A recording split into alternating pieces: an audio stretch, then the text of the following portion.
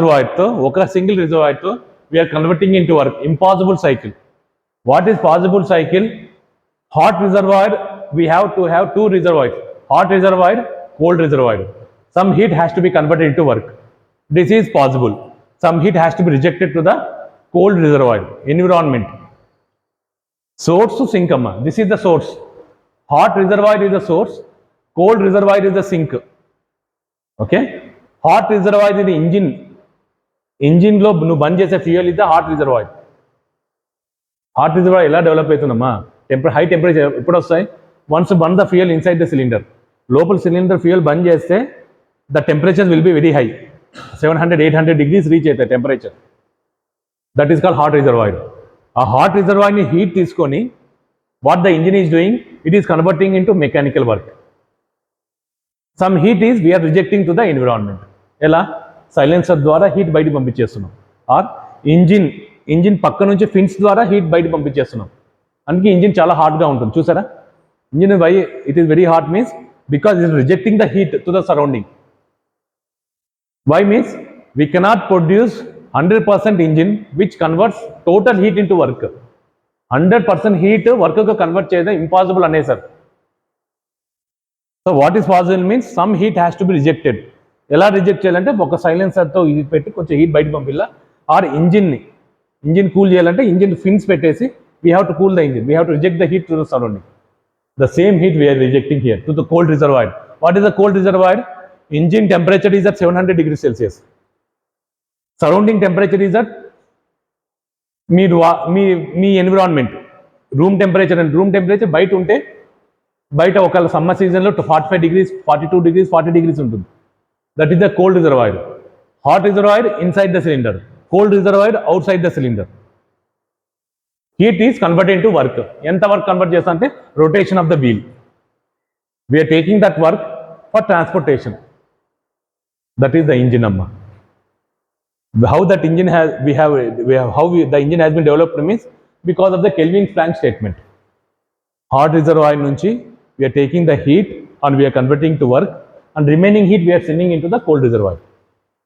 That is the function of a engine. Okay. The conversion of the available thermal energy into mechanical energy is governed by laws. The transfer of thermal energy is accompanied by entropy transfer. Types of heat engine: IC engine, Massey, external combustion engine. So if you see the left side diagram, the coal is burned. మా coal చూడండి అక్కడ, the coal is burned and the heat is produced and is heating the water which is above that burning chamber. ఆ ఫర్నేస్లో burn heat తీసుకొని water స్టీమ్గా convert అయ్యి that steam will go and hit the piston moves your steam engine. External combustion, we are combusting the fuel outside the cylinder. External combustion. Right, come to right side. Internal combustion inside the cylinder. Direct లోపల combustion చేస్తున్నామమ్మా. Internal combustion by sending the petrol and sending the air, రెండు mix అయ్యి కార్బొరేటర్లో and we are combusting the fuel and we are generating the energy called work. Inside the cylinder కాబట్టి internal combustion engine, outside the cylinder కాబట్టి external combustion engine. We have two types of engine, external combustion engine and internal combustion engine. External combustion engines we are not using that. Okay, external combustion engines మనం వాడటం లేదు. We are using internal combustion engines only. 95% of vehicles are run on internal combustion engines. 5% ఏమంటే steam engines. కొన్ని ఏరియాస్లో ఇంకా steam engines వాడుతున్నారు. Like hilly ఏరియాస్లో అక్కడ చూడ్డానికి హీట్ ఇంజిన్, స్టీమ్ ఇంజిన్ బాగుంటాయి, సౌండ్ బాగుంటుంది కదమ్మా. చుక్ అని ఇట్లా వస్తా అంటే చూడ్డానికి ఆహ్లాదకరంగా ఉంటుంది ఆ స్టీమ్ ఇంజిన్. ఎక్కడ చూడం మనం, ఇక్కడ అక్కడే చూడగలుగుతాం. అక్కడ వాడుతున్నారు. ఇంకా కొన్ని సినిమాల్లో కానీ చూపించింటారు కదా స్టీమ్ ఇంజిన్. ఆ పైన ఇలా వచ్చేది ఆ బాయిలర్ అమ్మ, పైన వాటర్ ఉంటుంది. Okay, next heat engines are classified into IC engines and EC engines. Massey, heat engines are classified into internal combustion engine, external combustion engine. What are internal combustion engines? Rotary engine, reciprocating engine. My internal combustion engines lo two types: rotary engine, reciprocating engine. No, what a bike reciprocating engine. నువ్వు ఏరోప్లేన్లో పోతే rotary engine ఇది. మన recent plane crash జరిగింది కదమ్మా, gas టర్బైన్లో fuel supply లేకపోవడం వల్ల ఒక్కసారి చిన్న మిస్టేక్ ఎట్లా జరిగిందో తెలియదు, 441 ప్రాణాలు పోయినాయి గాల్లో. ఒకే ఒక పర్సన్ బతికినారు. దాంట్లో చీఫ్ మినిస్టరే ఉన్నారు, ex chief minister of Gujarat ఉన్నారు. ఇన్ ద సేమ్ టైం ఎక్కడైతే కూలిందో 26 మంది అక్కడ చనిపోయినారు. Doctors, future doctors, junior doctors, వాళ్ళకి ఏం తెలియదు, మీలాంటి మెస్లో కూర్చొని తింటున్నారు. సడన్గా వచ్చి ప్లేన్ కూలిపోయింది, యాక్సిడెంట్ అయింది. వాళ్ళకి సంబంధం లేదు ఈ విషయం. అది ఏదో వారు క్లాస్ అయిపోయింది, మా ఆఫ్టర్నూన్ లంచ్ పోతారు కదా మీరు, ఇట్లా మీరు లంచ్ పోయినా వచ్చే ప్లేన్ పడితే ఎట్లుంటుంది మీకు? ఇట్ విల్ బి మాకేం సంబంధం సార్, మాకు సంబంధం ఏందంటారు. అర్థమైందమ్మా? మీకు నవ్వులాటగా ఉంటుంది, ఆడ పేరెంట్స్ వాళ్ళందరూ ఏడుస్తున్నాడు, ఆడ మనకు జోక్గా ఉంటుంది. అక్కడ 26 మంది వారి పేరెంట్స్ ఎంత హోప్ పెట్టుకుంటారు, నా కొడుకు డాక్టర్ అవుతారు.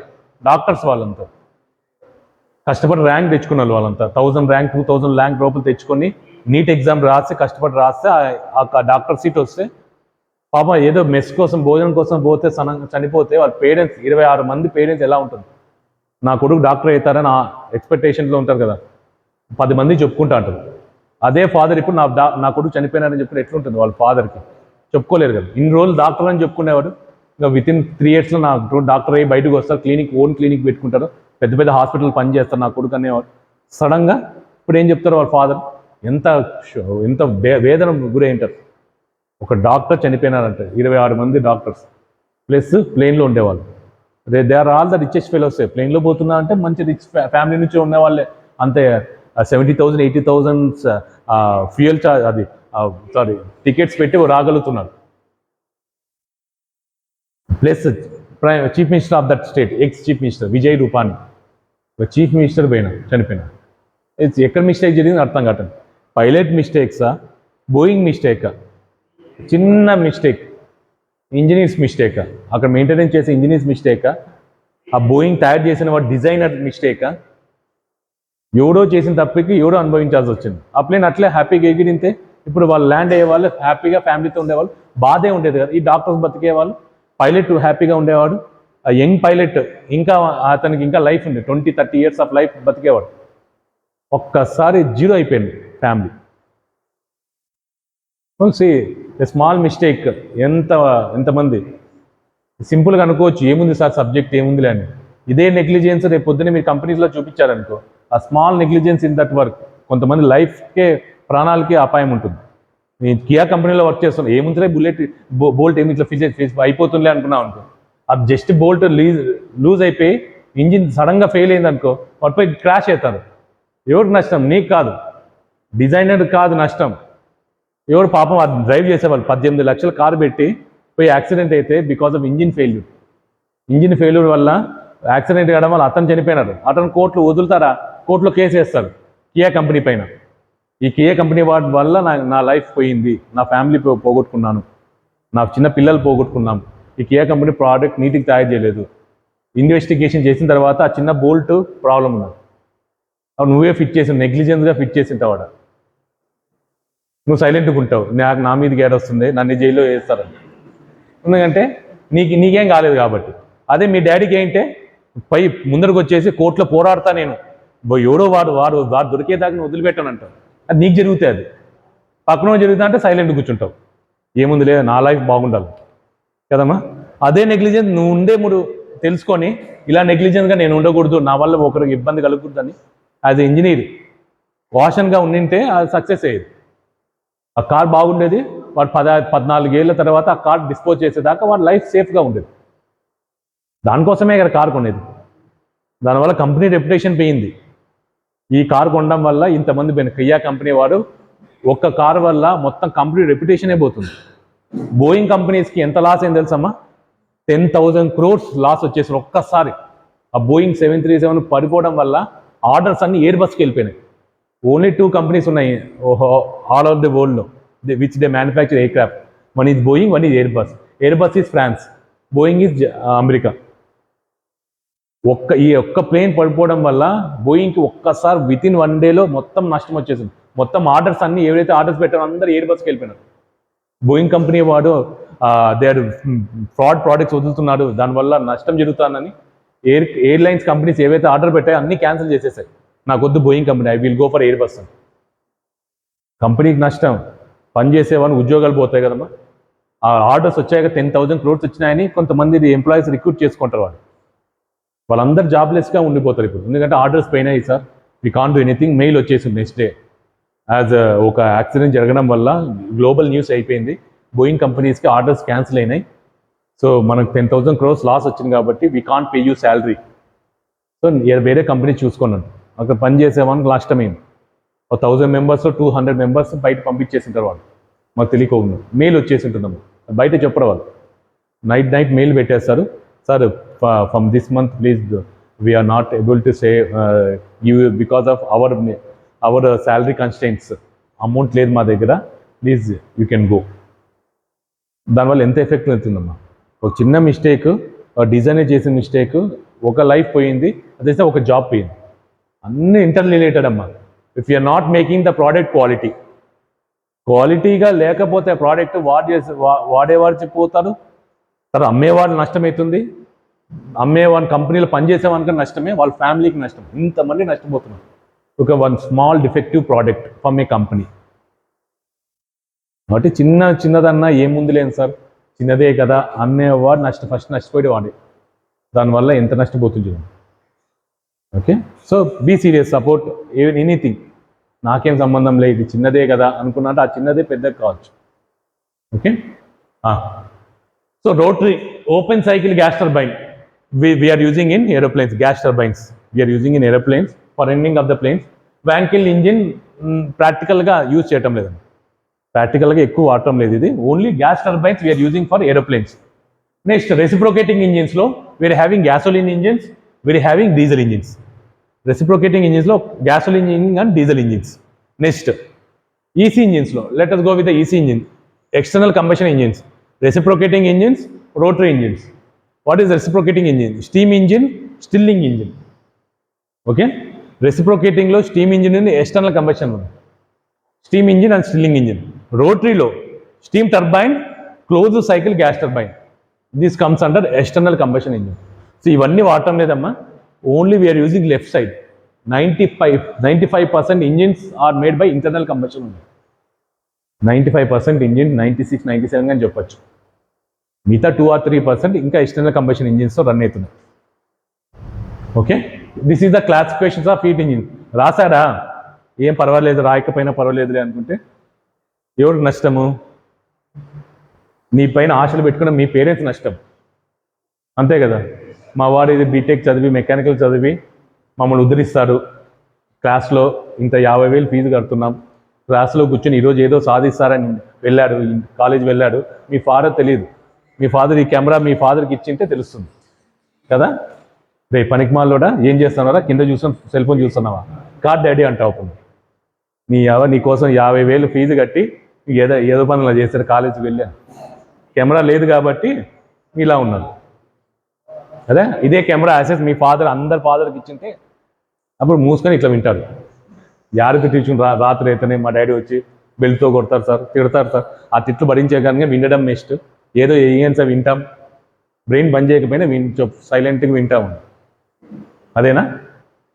So you have came for you, నీ కోసం వచ్చామని వినండి అమ్మా. Okay, so somebody is depending on you, some person is depending on you. ఇప్పుడు మీ ఫాదర్ కావచ్చు, రేపు పొద్దునే if you are getting marriage, your wife and children depending on you. వాళ్ళు బెటర్ లైఫ్ ఫీల్ అంటే నువ్వు బెటర్గా చదవాలి. వాళ్ళకి ఇంకా బాడీకి ఇంట్లో కూర్చోబెట్టి, వాళ్ళకి ఇంకా లైఫ్ కార్లో పోకుండా బైక్లో కూర్చోబెట్టి కొంచెం అటు ఇటు ఏంటంటే కింద పడి ఎందుకు ఆ life? So you have to give your family better life. Better life ఇస్తే హ్యాపీగా ఉంటారమ్మా. రోజు తిట్టుకోండి మిమ్మల్ని. Okay, so try for a better life. Better life కావాలంటే engineering, you have taken engineering branch, get knowledge, ఎంతంటే అంత నాలెడ్జ్ గ్యాదర్ చేసుకోండి. అప్లై లెవెల్కి వెళ్ళండి, క్రియేట్ లెవెల్కి వెళ్ళిపోండి, ఇప్పుడే వెళ్ళండి. Get a good job in central government అన్నారు తెచ్చుకోండి, స్టేట్ గవర్నమెంట్ తెచ్చుకోండి, హ్యాపీగా సెటిల్ అయిపోండి విత్ ఇన్ 1 year. ఓ 70,000, 80,000 ప్యాకేజ్తో తెచ్చుకున్నా అంటే హ్యాపీగా నువ్వు బుల్లెట్ బండి తీసేసుకోవచ్చు ఫస్ట్ ఇయర్లోనే. పర్ మంత్ 70,000 శాలరీ వచ్చిందంటే వితిన్ 1 year నీకు ఇష్టమైన బైక్ తీసుకోవచ్చు. ఈ బీటెక్ లెవెల్లో మీరు చూసేటప్పుడు బయటకు చూసాం, నేను కూడా ఆ బైక్ కొనింటే బాగుంటుంటే కదా, మా డాడీ దగ్గర డబ్బులు లేవు, నా దగ్గర ఉన్నింటే బైక్ తీసుకుంటా అంటే బాధపడి ఉంటారమ్మా అందరూ. నాకు కూడా ఆ బైక్ నింటే బాగుంటుంది, నాకు కూడా ఈ కారు నింటే బాగుంటుంది. ఆ గోల్స్ రీచ్ కావాలంటే ఇక్కడ కష్టపడాలి. So God and parents have given you the right way to achieve your goal. నీ డ్రీమ్స్ అచీవ్ చేయడానికి this is the right way ఉంటుంది కదమ్మా. ఒక బిల్డింగ్ చూసినప్పుడు ఏముంది సార్ ఆ బిల్డింగ్ లోపల ఇంటీరియర్ డిజైనింగ్, బెడ్రూమ్ చూసి ఎంత బాగుంది సార్, కుషనింగ్ ఎఫెక్ట్ ఎంత బాగుంది, పండుకుంటే అప్పుడు స్వర్గంలాగా ఉన్నట్లుంటుంది ఇల్లు, అందరికి ఉంటుంది కదమ్మా. Everybody want that. ఆ లైఫ్ కావాలంటారు, పెద్ద బంగ్లా కట్టుకోవాలి, డబుల్ బెడ్రూమ్స్ ఉండాలి. మా డాడీని కూర్చోబెడితే మా కొడుకు అని చెప్పుకోవాలా, మా డాడీ నా కొడుకు కట్టించినారు సార్ ఇది. ఇప్పుడు ఉండే ఇల్లు ముందు బాడిగింట్లో ఉన్నాము, మా వాడు కష్టపడి చదువుకొని పెద్ద డబుల్ బెడ్రూమ్ కట్టించినారు సార్, గ్లాసెస్ ఉన్నాయి, ఏం కట్టించినా మీ కొడుకు అంటే ఎంత బాగుంటుంది. Okay, so if you want that life, so achieve, ఇప్పుడు నుంచే స్టార్ట్ చేయండి అమ్మా. ఆ లైఫ్ కోసం స్టార్ట్ చేయండి. Because this is the best way. Education is the best way. Okay, me super senior Shivaji అనే సూపర్ 2020 పాస్డ్ అవుట్ అమ్మా. అబ్బాయి ఈజ్ ఫాదర్ ఈజ్ ఏ అపార్ట్మెంట్లో కింద ఉంటారు కదమ్మా, watchman. His father is a watchman, is ST candidate, father is a watchman. Same ఇట్లనే క్లాస్లో కూర్చొని అంతా రాసుకునేవాడు, సార్ చెప్పేదంటే వినేవాడు. డిప్లొమా క్యాండిడేట్స్ వినేవాడు. క్లాస్ సెకండ్ వచ్చాడు. Shivaji is the second from the class. First ఇంకొక అబ్బాయి ఉన్నాడు, సెకండ్ వచ్చారు. తర్వాత డిప్లొమా బేస్ పైన he has cracked in Bhabha atomic research సెంటర్లో డిప్లొమా బేస్ పైన క్రాక్ చేశారు, జాబ్ కొట్టారు. 30,000 40,000 శాలరీ వచ్చింది, 30,000 35,000.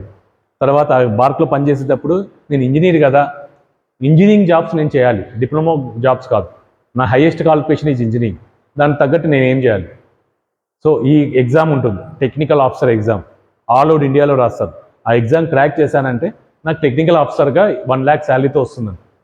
ఆ కంపెనీలో వర్క్ చేస్తూ ఈవినింగ్ టైంలో కూర్చొని గేట్ క్లాసెస్ అటెండ్ అయినారు. గేట్ క్లాసెస్ అటెండ్ అయ్యి ఆ ఎగ్జామ్ రాసి టాప్ సెకండ్ ర్యాంక్ వచ్చారు. ఎందుకు టాప్ సెకండ్ ర్యాంక్ వచ్చామంటే, సార్ నాకు అట్లీస్ట్ 38th ర్యాంక్ వచ్చి నాకు జాబ్ వచ్చిందంటే 10 మంది నన్ను క్వశ్చన్ చేస్తారు, నీకు ఎస్టీ కేటగిరీలో జాబ్ వచ్చిందిరా, నువ్వేం చెప్తావు. వన్ నోట్ ముగించాలని నేను సెకండ్ ర్యాంక్ తెచ్చుకున్నా సార్. ఓపెన్ కేటగిరీ అంటారు. సెకండ్ ర్యాంక్ వచ్చిందంటే is in the open category, రిజర్వేషన్లో తెచ్చుకోలేదండి, ఓపెన్ కేటగిరీ తెచ్చుకున్నానండి. ఓపెన్ కేటగిరీ కాంపిటీషన్ ఇచ్చి ఎస్టీ అయినా సెకండ్ ర్యాంక్ మార్క్స్ బట్టి సెకండ్ ర్యాంక్ వచ్చింది. ఎవరన్నా క్వశ్చన్ చేయని నువ్వు ఎస్టీ అందుకే తెచ్చుకున్నా అంటే ఫస్ట్ నా ర్యాంక్ చూడరా, సెకండ్ ర్యాంక్ ఓపెన్ కేటగిరీ తెచ్చుకున్నా. నేను మీతో పోటీ పడి తెచ్చుకున్నా. మా ఫాదర్ చిన్న ఎంప్లాయ్ అయినా కష్టపడి తెచ్చుకున్నాను, వారు క్వశ్చన్ వేయకోకుండా. కాబట్టి రిజర్వేషన్ ఉంది కదా నాకు ర్యాంక్ వస్తుంది అనుకోవద్దండి. రిజర్వేషన్ పెట్టుకున్నా అంటే ఫస్ట్ నీ పక్కన ఫ్రెండే నిన్ను అవమానిస్తారు, పోరా నువ్వు ఎస్టీ నాయలు, నువ్వు జాబ్ తెచ్చుకున్నావు, పోయి రిజర్వేషన్లో తెచ్చుకున్నావు. అదే నువ్వు చెప్తే రే నేను ఫస్ట్ ర్యాంక్లో తెచ్చుకున్నారా నేను ర్యాంక్, ఇది నాకు రిజర్వేషన్లో రాలేదు, మా ఫాదర్ రిజర్వేషన్ పెట్టుకుని నేను ఓపెన్ కేటగిరీ తెచ్చుకున్నా అంటే వాడు నోరు మోయిస్తాను. వాడు అనలేదు నువ్వు ఎస్టీ అని. ఓకే, సో ఆ లెవెల్లో చదవాలి. నాకు ఎస్టీ ఉందిలే ఎస్సీ ఉందిలే నాకు కొంచెం చదివినా చాలా నాకు జాబ్ వచ్చేస్తుంది అనుకోద్దాను. వస్తుంది, ఒకవేళ కొంచెం కష్టపడినా వస్తుంది, బట్ 10 మంది కళ్ళు నీ పైన ఉంటాయి, వాడు ఎస్టీ రా, వాడు ఎస్సీ రా, వాడు బీసీ రా, అందుకే జాబ్ వచ్చిందంట ఓసీలు అనేది. Okay, so don't give them scope. వాడు నీ పైన ఎత్తకూడదు, అలా కొట్టాలి.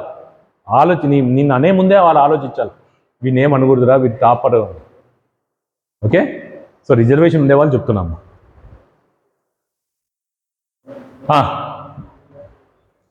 So burning of the fuel take place outside the cylinder. But this is the EC engine.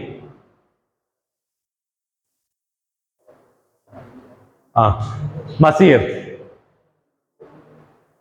Okay, external combustion engines, steam engines అని చెప్పాను కదమ్మా, steam turbines comes under external combustion engine. ఏమ్మా, okay, steam turbines comes under external combustion engines. Okay, so here we are using, this is the turbine, steam turbine amma. So how we are rotating this turbine, rotary engine lo external combustion idi ela ikkada combustion aina fuel, here fuel and air is combustion is take place outside this engine, and we are taking the heat and we are heating that liquid water which is coming from, which are stored inside the boiler. That liquid water is converted into steam.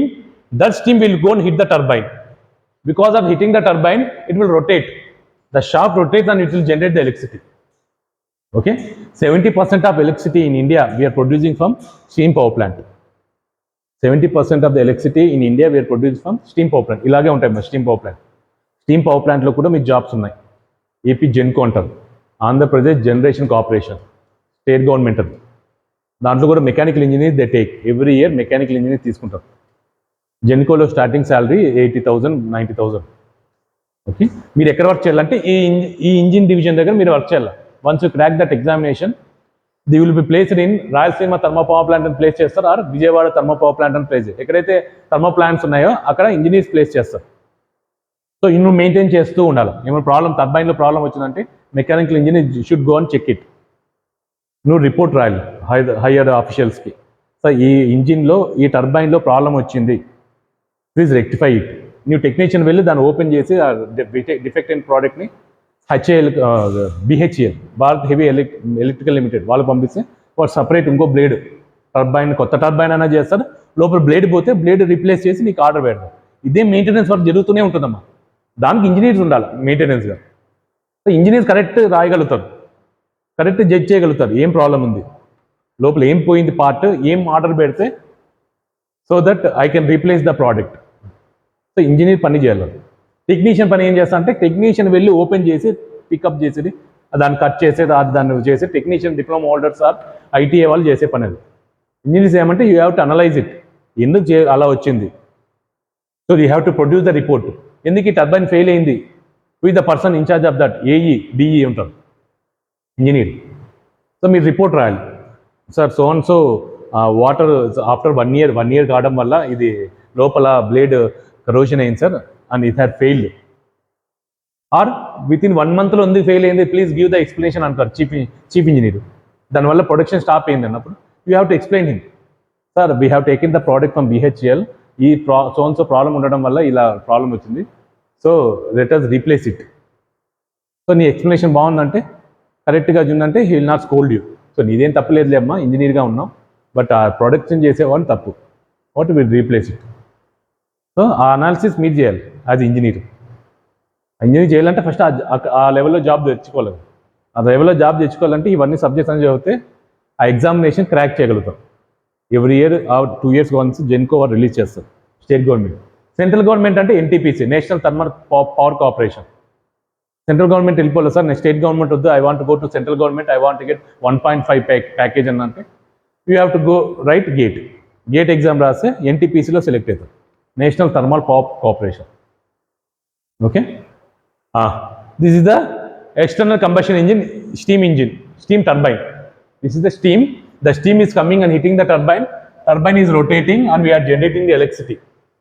So this is the steam power plant, external combustion engine. Next, IC engines, gas turbine engines. It also comes under IC engines. So internal combustion engines lo one of the example rotary engines. Reciprocating engines ante petrol engine and diesel engine. Rotary engines ante turbines, turbojet engine, turboprop engine. So this turbojet engine we are using in aeroplanes. Okay, మన Boeing చూసారు కదా, that is the turbojet engine. Next turboprop engine. So turboprop engine means turbine, this is the turbine, this is the propeller. ముందర blade ఉంటుందమ్మా, helicopter పైన ఎలా ఉంటుంది దీనికి ముందర ఉంటుంది. టర్బోప్రాప్, టర్బో మీన్స్ టర్బైన్ ఉంటుంది, ఈ ఎంకలు ఉండే టర్బైన్ అమ్మా, this is the turbine. Turboprop we are using this in aeroplanes. Turbofan, one type of engine, turbofan engine. We are using this vehicle for international flights. Turbojet anedi we are using for army purpose, defense lo vaartaramma turbojet. I think they are not using in aeroplanes. Defense lo vaadedi turbojet. Turboprop, turbofan anedi mana commercial ga vaartaru. Okay, MiG-21 ఇప్పుడు recent గా Sukhoi, the central government has acquired 32 flights from France, they have ordered France అంటారు కదమ్మా, అవన్నీ turbo jet engines. Speed చాలా ఫాస్ట్గా ఉంటాయమ్మా, more than 3 Mac నెంబర్లో ఉంటాయి. ఆ స్పీడ్లో వెళ్తేనే వాళ్ళు బాంబ్ చేసి రాగలుగుతారు. మన జరిగింది కదమ్మా యుద్ధం, పాకిస్తాన్ యుద్ధం జరిగినప్పుడు ఏం చేశారు, ఆ టర్బో జెట్లో వెళ్ళిపోయి ఫాస్ట్గా వెళ్ళిపోయి within 3 Mac number means 2000 km/h స్పీడ్లో వెళ్ళిపోయినారు. 2500 km/h స్పీడ్లో టర్బో జెట్లో వెళ్ళిపోయి ఆ కరెక్ట్ పాయింట్లో బాంబ్ వేసేది రిటర్న్ వచ్చేసినారు. మన సైకిల్ లాగా వెళ్ళి వచ్చే లోపల వాళ్ళు పట్టుకొని నేను జైల్లోకి వేస్తారు. అక్కడ కావాల్సిన speed turbo jet, they are doing that. Okay, మరి అంత స్పీడ్ ఉన్నా కూడా అభినందన్ని ఈజీగా కాల్ చేశారు, కింద నుంచి పేల్ చేశారు. మా టెరిటరీలోకి ఎవరు ఎంట్రీ అయినారు. ఫర్ దెమ్ పాకిస్తాన్ పీపుల్గా India is the enemy, for us they are the enemy. వాళ్ళ ఎంట్రీ అయినా మనం కాల్ చేస్తాం, మనం ఎంట్రీ అయినా వాళ్ళు కాల్ చేస్తాం. అభినందన్ని అలా జరిగింది. ఏమంటే ఆయన వీడియోస్ బయటకు వచ్చాయి కాబట్టి ఇంటర్నేషనల్ వాళ్ళందరూ సీరియస్గా అయిపోయినారు. అమెరికా కూడా సీరియస్ అయింది. లేకుంటే ఆ వీడియోస్ బాగా రాకుంటే ఎప్పుడో వాళ్ళ లోపలికి వేసేసి అభినందన్ బయటకు వచ్చేవాడే కాదు. ఆ వీడియోస్ అంతా వాళ్ళు తెలియకుండా ప్రజలే వీడియోస్ పెట్టారు, బయటకు పెట్టారు. ఆ పైలట్ మాకు దొరికినారని. According to policy, army policies ఏమంటే ఒక్కసారి ఒక పర్సన్ దొరికినారంటే వాళ్ళు సేఫ్గా అప్పచెప్పేసేయాలి. ఇంటర్నేషనల్ రూల్స్ అవి. ఒక తెలియక దొరికినారంటే సో ఇరు దేశాలు వెళ్ళి మాట్లాడుకొని తీసేసుకోవాలి.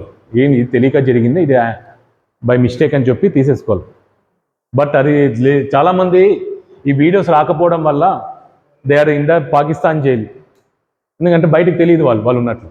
ఇంటర్నేషనల్ న్యూస్ అయితేనే ఇలా గవర్నమెంట్ నెగోషియేషన్ చేస్తుంది. అమెరికన్ గవర్నమెంట్ కానీ ఫారిన్ గవర్నమెంట్ కానీ ఇచ్చేసేయండి, ఏం చేస్తారు మీరు, ఏదో జరిగింది first send him, otherwise we will bomb you అంటారు. వాళ్ళు మీరు పంపించుకుంటే మీకు సాయం చేయడం మేము ఆపేస్తామంటారు. అదేనా? సో వాళ్ళకి భయపడి మనల్ని ఇచ్చినాడు, మనకు భయపడి కాదు.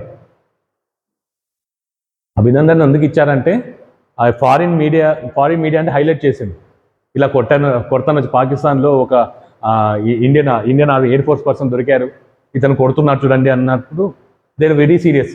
ఎలా కొడతాను మీరు, మీకు లాస్ తెలియదా, ఇంటర్నేషనల్ లాస్ ప్రకారం you should not touch the person అని. You should convince him or you have to put in కోర్ట్లో you have to take action. నువ్వు ఎలా చేస్తావు అంటే భయపడిపోయినారు పాకిస్తాన్. ఓహో, అమెరికాకి ఎదురు వెళ్ళింది అనుకో పాకిస్తాన్, నువ్వు ఏమని చేసుకుని నేను చూసుకుని ఏం చేయండి, నేను వదలన్నాను అనుకో, ఫస్ట్ కట్ చేసేది వారి ఎకానమీ కట్ చేస్తుంది అమెరికా. నా మాట వినవా, నువ్వు ఎక్స్ట్రా చేస్తున్నావు, నా మాట వినా, ఫస్ట్ నేను కట్ చేస్తాను. హ్యుమానిటేరియన్ ఎయిడ్ ఉంటుందమ్మా, వరల్డ్ బ్యాంక్ నుంచి మా అమౌంట్ ఎవ్రీ కంట్రీకి అమౌంట్ పోతుంది. వారు రిక్వెస్ట్ చేసుకుంటారు, మా ఎకానమీ చాలా వీక్గా ఉంది, మాకు కొంచెం అమౌంట్ ఇస్తే మేము మా పాకిస్తాన్ ఇండియాని డెవలప్ చేసుకుంటాం. We'll also ask money from America because they are the members of world bank. They more contributing to the world bank. World బ్యాంక్లో డబ్బులు ఉన్నాయంటే అమెరికాని ఎక్కువ కాంట్రిబ్యూట్ చేస్తాను, $1 బిలియన్ ఇస్తా ఉంటుంది. Because they want be A supreme power. ఆ power దాంట్లో ఆయన అప్పర్ హ్యాండ్ ఉండాలంటే వీడు ఎక్కువ మనీ ఇస్తే వాడే upper hand. ICICI BCI upper hand ఎందుకుందంటే మనం ఎక్కువ అమౌంట్ ఇస్తున్నాం.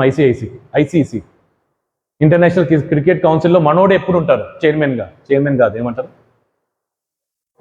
కాదమ్మా, ఐసీఐసీ చైర్మన్ అయినా అనేది. ఇప్పుడు ఎవడమ్మా అతను ఉండేది, ఇప్పుడు ఎవడు హెడ్, ఐసీసీ హెడ్ సెక్రటరీ అంటారా, కాదమ్మా జైన్ షా కదా, ఎవరు అతను ఇంటర్నేషనల్ క్రికెట్ కౌన్సిల్లో ఎవడు ఉండాలి, ఇంటర్నేషనల్ వాళ్ళు ఉండాలి.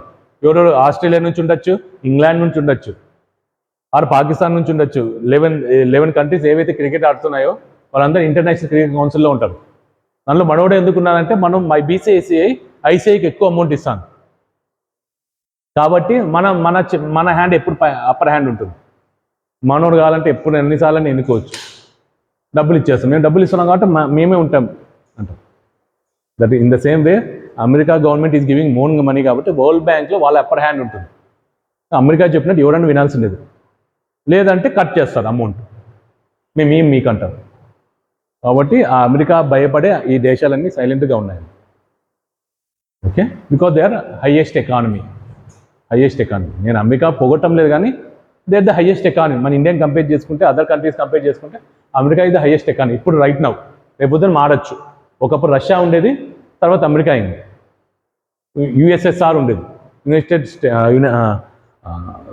సోవియట్ యూనియన్ ఉండేది, డివైడ్ కావడం వల్ల రష్యా వీక్ అయిపోయింది, అమెరికా స్ట్రాంగ్ అయింది in terms of $1 billion. Okay, so ఎందుకు వచ్చింది ఈ టాపిక్? అమెరికాకి దగ్గర అభినందన్ నుంచి వచ్చింది, అభినందన్ నుంచి వచ్చి ఏరోప్లేన్ నుంచి వచ్చింది. టర్బోజెట్, టర్బోజెట్ ఎవరు వాడతారమ్మా? Turbojet they use by army person, defence, army కాదు డిఫెన్స్ అనుకో. డిఫెన్స్ అంటే ఎయిర్ ఫోర్స్ రావచ్చు, ఆర్మీ రావచ్చు, నేవీ కూడా రావచ్చు. నేవీలో కూడా టర్బోజెట్స్ ఉంటాయి, ఆర్మీలో కూడా కొంత ఒక్కొక్కసారి వాడచ్చు. హెలికాప్టర్స్ ఉంటాయి లేదు అక్కడ, టర్బోజెట్ హెలికాప్టర్స్ ఉంటాయి. Okay, so if you want to go to army also you can go after your BTech, or air force వెళ్ళాలన్నా కానీ వెళ్ళచ్చు, పైలట్ కావాలన్నా కావచ్చు. Okay, so after your BTech they will call for interviews all over ఇండియాలో. Every 6 monthsకి ఒకసారి pilot aptitude battery test పెడతారు, ఓ 5 days PABT అంటారు. So they will call for interviews. So BTech 70% candidate are 60% candidate, 60% 70% తెలియదమ్మా ఇప్పుడు ఎత్తుందో, పిలిపిస్తారు pilot. They will give the training. 5 days ఓ 100-200 members వస్తారన్నమాట ఆ ఇంటర్వ్యూకి. 5 days వాళ్ళని స్క్రూటినీ చేసి చేసి చేసి 10 members 20 members తీసుకుంటారు అవుట్ ఆఫ్ 100 మెంబర్స్ని.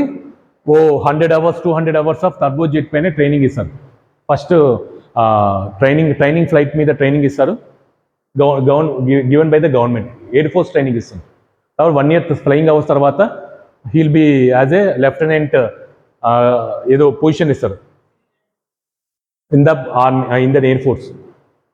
సో వాళ్ళ తర్వాత స్టెప్ బై స్టెప్ వాడు ఈ will be going in to the major. ఇంకా మేజర్గా it depends on their category air ఫోర్స్లో. Okay, so your wish if you want to become a pilot. ఇప్పుడు మీరు పైలట్ కాలేదమ్మా, ఎందుకంటే you have to pay more amount. కమర్షియల్గా మీరు pilot కావాలంటే 50 లక్షలు to 1 crore రూపాయలు పెట్టాలి. 1 crore you have to pay to become a pilot. But the salary you're will be getting 4 lakhs. Minimum salary 3, maximum 4 to 5. International flight అయితే 7-8. మన accident అయింది అతను శాలరీ 6 to 8 lakhs ఉంది. మన సీనియర్ పైలట్ యాక్సిడెంట్ ఆయనకి 6 to 8 lakhs per month. అంత heavy salaries ఉంటాయి మా పైలట్స్కి. బికాస్ ఏం జరిగిందంటే ఫస్ట్ పైలటే చనిపోయేది కాబట్టి వాళ్ళకి రిస్క్ ఎక్కువ ఉంటుంది కాబట్టి ఎక్కువ శాలరీస్ ఉంటాయి. ప్లస్ ఎయిర్లైన్స్ వాడు ఎక్కువ శాలరీ చేసి మంచి మంచి పైలట్స్ రిక్రూట్ చేసుకుంటారు. Nowadays 90-70% of pilots are from air force. ఇండియాలో కమర్షియల్గా పైలట్ ట్రైనింగ్ చేసే వాళ్ళు చాలా తక్కువ మంది ఉన్నారు. ఎందుకంటే 40-50 lakhs మిడిల్ క్లాస్ ఫ్యామిలీ పెట్టలేదు. కాబట్టి ఏం చేస్తారంటే నేను pilot, if you want become a pilot, so you don't want to burden your father. మా ఫాదర్ బర్డెన్ చేయాలనుకోలేదు సార్ అన్నప్పుడు you can go for government training. 8 years 10 years గవర్నమెంట్లో పనిచేస్తే ఎయిర్ ఫోర్స్లో పనిచేయాలను. యుద్ధం వచ్చినప్పుడు తీసుకొని వెళ్ళాలి, నేను వాడుకుంటాను. యుద్ధం ఉన్నప్పుడు నువ్వు వాడాలి. You have to go and serve the nation. లేనన్నప్పుడు నీ ట్రైనింగ్ ఉంటుంది, డైలీ ఒకసారి రౌండ్ వేసుకుని రావాలి ఇంజిన్ ఎయిర్క్రాఫ్ట్. ఆర్ నీకు పని ఒప్పచెప్తే పైన వెళ్తా ఉంటే చూడమ్మా ప్లేన్ పైన పొగ కాదమ్మా, అది పక్కన ఉండే అవి ఏరోడైనమిక్స్ ఉండడం వల్ల క్లౌడ్స్ అట్లా రొటేట్ అవుతా ఉంటాయి దాని వెనకాల, పైన పోతా ఉంటాయి చూడమ్మా. They are call turbojet. అంత పైన పోతున్నాయంటే single engine. They are from air force. Air force వాళ్ళు ఒక స్టేట్ నుంచి ఇంకో స్టేట్కి వెళ్తా ఉంటారు. హైదరాబాద్ నుంచి చెన్నైకి వెళ్తా ఉంటారు. వాళ్ళకు పని ఒప్పచెప్పింటారు, ఈ ఫ్లైట్ టెస్ట్ చేయి, ఈ ఫ్లైట్ ఇన్ని రోజు ఖాళీగా ఉంది కదా ఒకసారి టెస్ట్ చేసి చెన్నైకి వెళ్ళు. ఆర్ అక్కడ చెన్నై వాళ్ళకి ఈ ప్లేన్ కావాలంట, ఈ ఎయిర్క్రాఫ్ట్ కావాలంటే విల్ బి గోయింగ్. సో పైన కనపడేవన్నీ అవే అమ్మా. చాలా హైట్లో వెళ్తాయి టర్బోజెట్ ఇంజిన్స్. కొంచెం లోలో our commercial aircraft or international aircrafts, ఇంకొంచెం లోలో డొమెస్టిక్ ఎయిర్క్రాఫ్ట్స్ వెళ్తాయి altitude. Okay, so if you also want to become a pilot, you have a dream of becoming a pilot means 4th year అయిపోతే ముందే prepare కానీ air ఫోర్స్కి. Air ఫోర్స్లో questions ఎలా ఉంటాయి, పైలట్ యాప్టిట్యూడ్ బ్యాటరీ టెస్ట్ ఉంటుంది, ఆ టెస్ట్ ఎలా క్వాలిఫై కావాలి, నా పర్సనాలిటీ ఎలా డెవలప్ చేసుకోవాలి. సో ఒక సీనియర్ పర్సన్ నువ్వు పోయి కూర్చున్నా అంటే ఎయిర్ ఫోర్స్ పర్సన్ని ఎలా ఉంటుంది అంకుల్ అరే ఎలా ఉంటుంది సార్ అన్నప్పుడు ఆయన నేర్పిస్తారు మీకు. They have training institute in Hyderabad and Bengaluru or Chennai. Pilot aptitude battery టెస్ట్కి ట్రైనింగ్ ఇన్స్టిట్యూట్ ఉంటాయి. ముందే మీరు ప్రిపేర్ అయ్యి వెళ్ళాలంటే ఈజీగా క్రాక్ చేయగలుగుతారు. You will become a pilot హ్యాపీగా. 8 years ఫ్రీ వాళ్ళే నీకు అమౌంట్ ఇస్తారు. నువ్వు గవర్నమెంట్లో పని చేసినందుకు 80,000 90,000 శాలరీ ఇచ్చి నీకు ట్రైనింగ్ ఇస్తారు. After serving in the government air ఫోర్స్లో 10 years సర్వ్ చేసిన తర్వాత రిటైర్ అయిపోతాం. ఎందుకంటే they want young pilots, 25 to 35 లోపల ఉండే వాళ్ళే కావాలి. ముసలోళ్ళు తీసుకొని ఏం లాభం? యుద్ధం జరిగినప్పుడు ముసలోళ్ళు భయపడతారు, షేక్ అవుతారు. అదే యంగ్స్టర్స్ భయపడరు, చచ్చిపోయిన పర్వాలేదులే వెళ్ళిపోదాం. మనం జరిగింది కదమ్మా, మన నాయక్ ఆయన గన్ తీసుకుని వెళ్ళిపోయినారు. ఎందుకంటే why they will select only youngsters means ధైర్యం ఉంటుంది వాళ్ళు.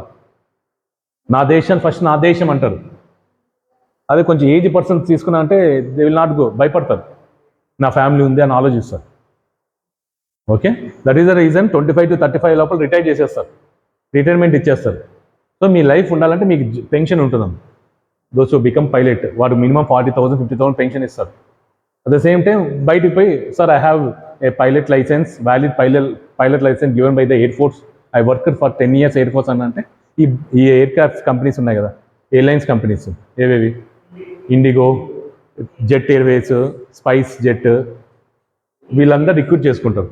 మా దగ్గర పని చేయండి, మీకు 3 lakhs per month ఇస్తాం. సో ఈ పెన్షన్ వస్తుంది ప్లస్ ఈ శాలరీ వస్తుంది.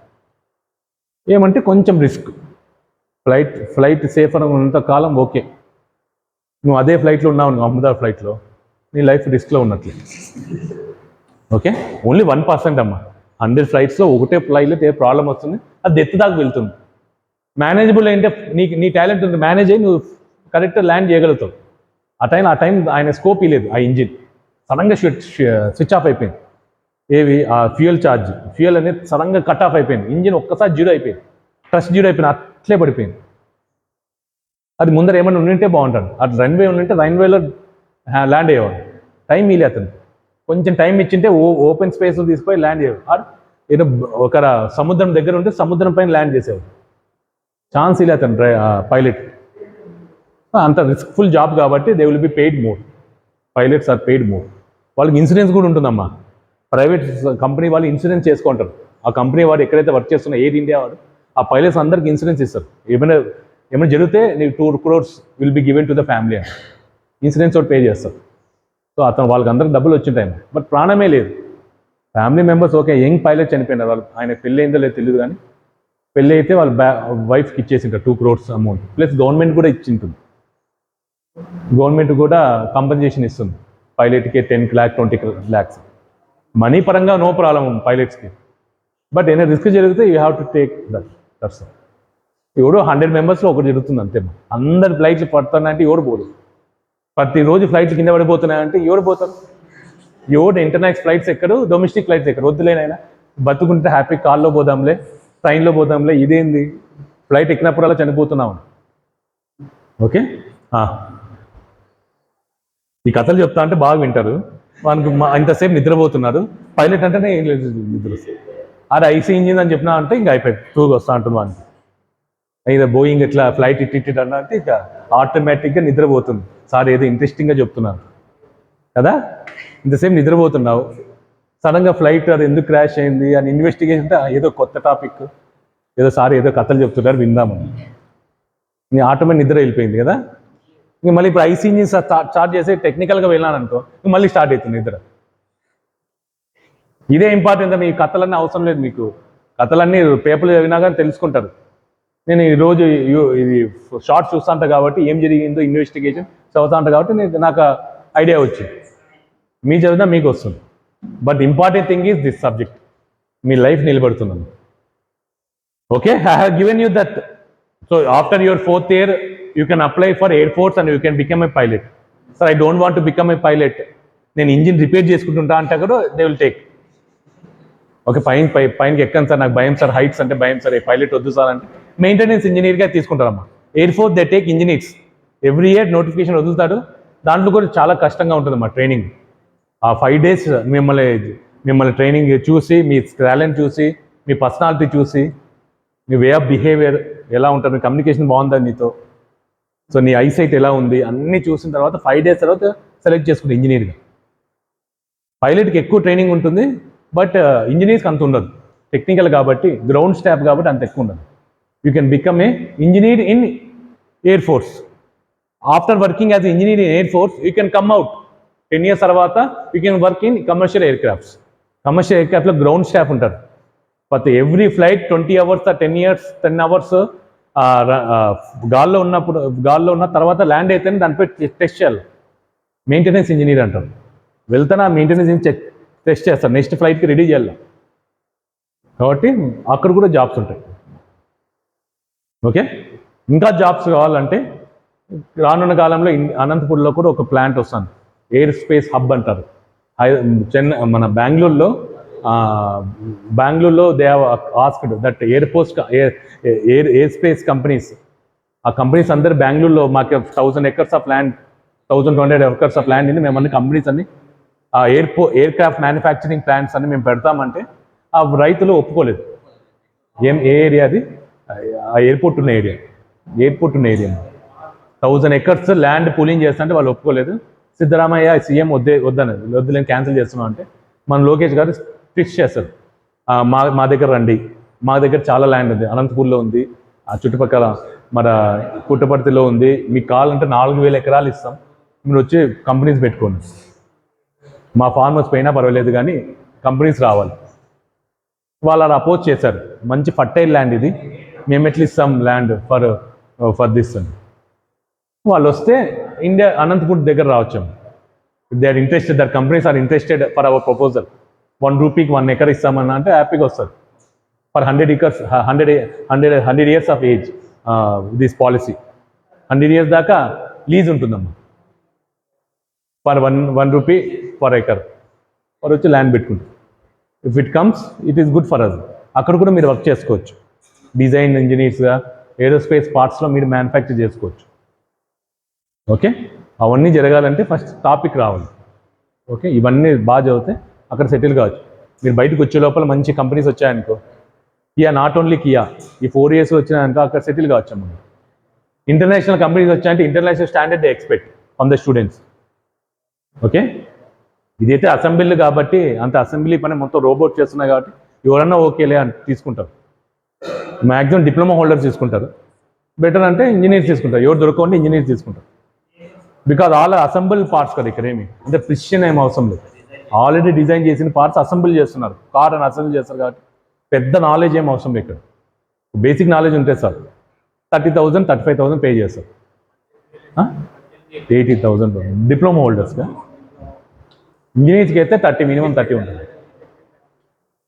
ఓకే, సో ఇవన్నీ ఆపర్చునిటీస్ ఉన్నాయమ్మా. Prepare from now only to get a better salary. నాకు ఇంకా బెటర్ శాలరీ కావాలంటే ఇంకొంచెం డెప్త్గా నాలెడ్జబుల్గా బయటికి రాండి, నా నంబర్ ఆఫ్ టాపిక్స్ అని నేర్చుకోండి, will become a successful. Okay, because India is developing very fast.